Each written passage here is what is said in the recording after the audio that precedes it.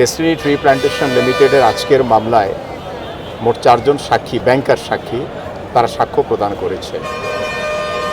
এই সাক্ষীরা জবানবন্দি দিতে গিয়ে বেশ কিছু ডকুমেন্টস তারা সাবমিট করেছেন ডকুমেন্টারি এভিডেন্স হিসাবে।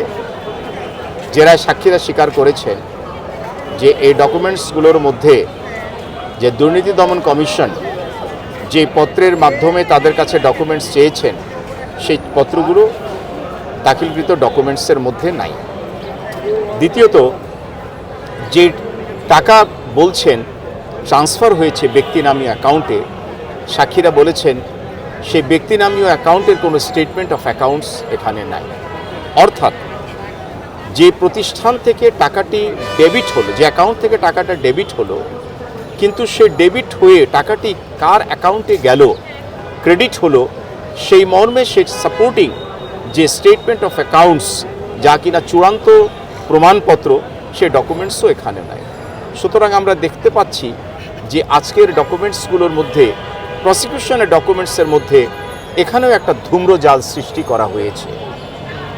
আরেকটি প্রশ্ন সাক্ষীকে করা হয়েছিল যে আপনাদের কাছে যখন এই ডকুমেন্টসগুলো চাওয়া হয় তখন এই এফডিআর অর্থাৎ ফিক্সড ডিপোজিট যে অ্যাকাউন্টটা, এই টাকার সোর্স সম্পর্কে আপনাদের কাছে দুর্নীতি দমন কমিশনের কনসার্ন ইনভেস্টিগেটিং অফিসার চেয়েছিলেন কি না।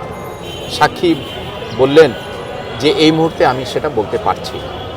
অর্থাৎ আজকের 4 জন সাক্ষীদের সাক্ষ্য বিশ্লেষণে আমি মনে করি যে এই এভিডেন্সগুলো আসামিদেরকে দোষী সাব্যস্ত করার জন্য মোটেও সহায়ক নয়। ডেস্টিনি ইলেকট্রনিক্স এর পক্ষ থেকে একজন ব্যাংক কর্মকর্তা সাক্ষ্য প্রদান করতে এসেছিলেন।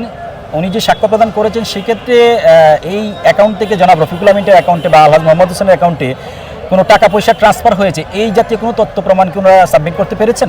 একটা ছক দাখিল করা হয়েছে, সেই ছকের বর্ণনা অনুযায়ী যদি আমি ভুল না করে থাকি 12 নম্বর কলামে সেখানে ওই অ্যাকাউন্ট থেকে আসামিদের, সকল আসামিদের নামে কোনো অ্যাকাউন্ট, কোনো ট্রান্সফার সেখানে নাই।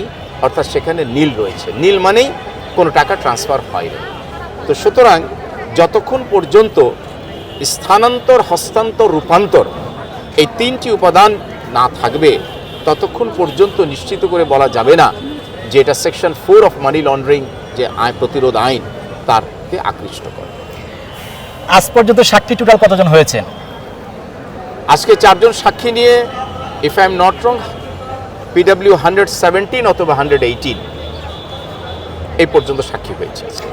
আমরা একটা আনঅফিশিয়াল একটা বিষয় জানতে পেরেছি, আগামী তারিখে অবশিষ্ট সকল সাক্ষীদেরকে মাননীয় আদালত উপস্থিত করার জন্য বলেছেন। এই বিষয়টি আদালত আজকে মৌখিকভাবে বলেছেন যে লন্ডন পাবলিক প্রসিকিউটরকে উদ্দেশ্য করে যে আপনি যে তালিকা দিয়েছেন সেই তালিকার মধ্যে অবশিষ্ট যে সাক্ষীগুলো রয়েছে সেই সাক্ষীগুলোকে আগামী তারিখে আনবেন।